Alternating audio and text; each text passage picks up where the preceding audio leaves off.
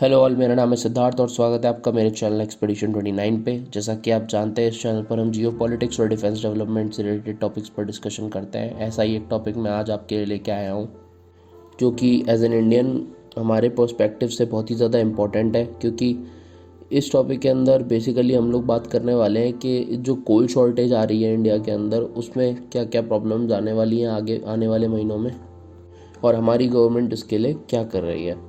तो आइए, ये हिंदुस्तान टाइम्स का कटआउट है, देख लेते हैं। Indian power plants on alert for outages. अब इंडियन पावर प्लांट्स जो है उनको अलर्ट पे डाला हुआ है, भैया आउटेज हो सकती है, बी रेडी। energyworld.com का आर्टिकल है कि world wide energy shortage shows up in surging coal, gas and oil prices. भाई सिंपल सी बात है, जब कोरोना वायरस आया था उस समय पर सब कुछ एकदम से थम सा गया था। जब सब कुछ रुक गया तो कोल की डिमांड, फॉसिल फ्यूल्स की डिमांड ओवरऑल बहुत ज़्यादा कम हो गई। उस टाइम पर किसी ने ये सोचा नहीं था कि इतनी जल्दी कोरोना वायरस की कोई हम वैक्सीन बना भी पाएंगे कि नहीं, या फिर और लंबे टाइम तक के लिए लॉकडाउन चलेगा, लोग पहले की तरह ही अपने घरों में ही बैठे रहेंगे हमेशा, और किसी के पास कोई आइडिया नहीं था। और जैसे ही एकदम से लॉकडाउन हटे तो सबसे वर्ल्ड की बड़ी बड़ी इकोनॉमीज़ जो थी, लाइक चाइना, अमेरिका, इंडिया, इनके इकोनॉमीज़ एकदम से खुली, तो एकदम से ये फॉसिल फ्यूल्स की जो डिमांड है वो बढ़ गई। फॉसिल फ्यूल्स की डिमांड बढ़ने की वजह से क्या हुआ, जो प्रोडक्शन पहले एकदम से धीरे हो गई थी Q1 और Q2 में कोरोना वायरस के आने के समय, वो एकदम से हाई पे चली गई, बहुत ज़्यादा सर्ज आ गया उसमें। और मैं आपको आज एक बात बता देता हूँ, आप ज़रा ये फोर्ब्स का आर्टिकल पढ़िए, जून 2020 का आर्टिकल है। आज भी ये चीज़ इतनी रेलिवेंट है, कोई एक साल में चीज़ें बदलती नहीं है इतनी जल्दी, खासकर इस फील्ड में। तो इसमें साफ साफ लिखा हुआ है कि fossil fuels still supply 84% of world energy, जो कि बिल्कुल सही बात है। फॉसिल फ्यूल्स जो हैं वो 84% जो है दुनिया की एनर्जी में कंट्रीब्यूट करते हैं। अब आप लोग मुझसे पूछेंगे कि यार न्यूक्लियर एनर्जी भी तो होती है, हाइड्रो इलेक्ट्रिक एनर्जी भी तो होती है, रिन्यूएबल एनर्जी भी होती है। तो मैं आपको बता दूं, ये तीनों मिलाकर भी ना 15% भी पूरा नहीं कर पाती हैं एनर्जी कंजम्पशन का पूरी दुनिया की। आज भी ह्यूमैनिटी का सबसे बड़ा चंक जो है वो फॉसिल फ्यूल्स के ऊपर ही डिपेंडेंट है। हम लोग फॉसिल फ्यूल्स ही इस्तेमाल करते हैं। ऑयल जिसके अंदर 33% है, कोल 27%, नेचुरल गैस 24%।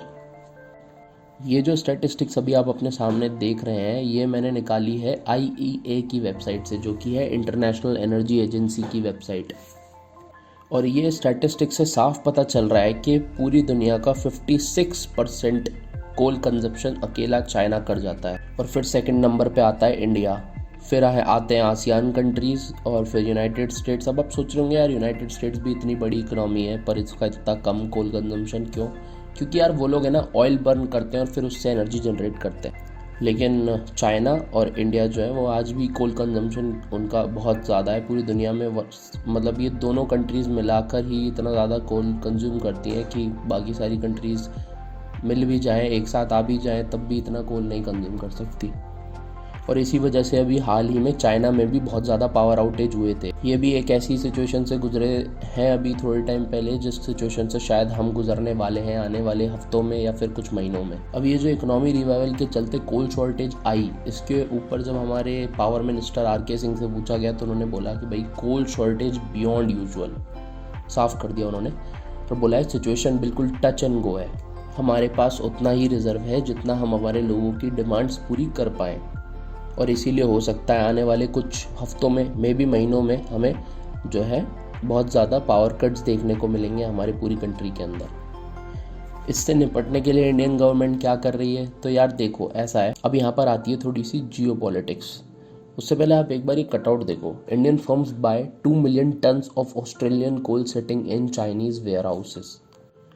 तो अगर चाइना के पोर्ट पर कोल पड़ा हुआ है तो फिर चाइना उसे यूज़ क्यों नहीं कर रहा? आप ये सोच रहे होंगे, पर देखिए यहाँ पर आती है जियो पॉलिटिक्स। अब कैसे? ऑस्ट्रेलिया जो है वो कोल का बहुत बड़ा एक्सपोर्टर है। चाइना को कोल चाहिए, चाइना लेगा ऑस्ट्रेलिया से? नहीं। क्यों? क्योंकि ताइवान को as an independent nation recognise करने के लिए पूरा सपोर्ट करता है ऑस्ट्रेलिया। अब उसके चक्कर में ये लोग अपने पावर आउटेजेस झेलने को राजी हैं चाइना वाले, लेकिन ये उनका कोल जो है वो परचेज़ नहीं करेंगे। और ये कोल जो है लिटरली सड़ रहा है आज के समय चाइनीज़ पोर्ट्स और वेयर हाउसेज में। तो इंडिया ने इसी मौके का फ़ायदा उठाकर क्या किया, सीधा ऑस्ट्रेलियन कंपनीज से बात करी और जाकर वो जो कोल सड़ रहा है वहाँ पर उसको बहुत ही सस्ते में ख़रीदना स्टार्ट कर दिया है, जिससे कि हमें आने वाले आगे दिनों में प्रॉब्लम ना आए। लेकिन ये चीज़ हमारी सारी सिचुएशन को सॉल्व नहीं करेगी। अभी कम से कम 4 से 5 महीने होल्ड करना होगा कोल को अलग अलग कंट्रीज से, खासकर ऑस्ट्रेलिया से, क्योंकि वो हमारा बहुत ही अच्छा मित्र मुल्क है।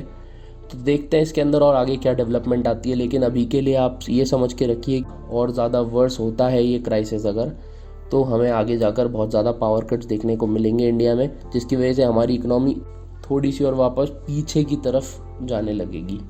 लेकिन हमारी गवर्नमेंट जो है वो पूरी प्रयास कर रही है कि इस क्राइसिस से कैसे ना कैसे करके निपटा जाए, और देखते हैं क्या होता है। ये 4 डेज़ रिज़र्व वाली बात जो है ये 2 दिन पहले की है, तो आज शायद 2 दिन के रिजर्व्स बचे होंगे, जो कि बहुत ही ज़्यादा अलार्मिंग है। देखते हैं इसमें क्या डेवलपमेंट हो रही है, इंडियन गवर्नमेंट क्या कर रही है। मैं आपके लिए नई वीडियोस लेकर आता रहूँगा। और इसी के साथ करते हैं हम इस वीडियो का एंड। इस वीडियो को लाइक करें, कमेंट करें, सब्सक्राइब करें मेरे चैनल को। और यार जिन्होंने भी सब्सक्राइब कर रखा है ना यार, दिल से थैंक यू है यार। और जिन्होंने नहीं कर रखा कोई दिक्कत नहीं है, आराम से कर देना। पहले कंटेंट देखो फिर सब्सक्राइब करो। जय हिंद।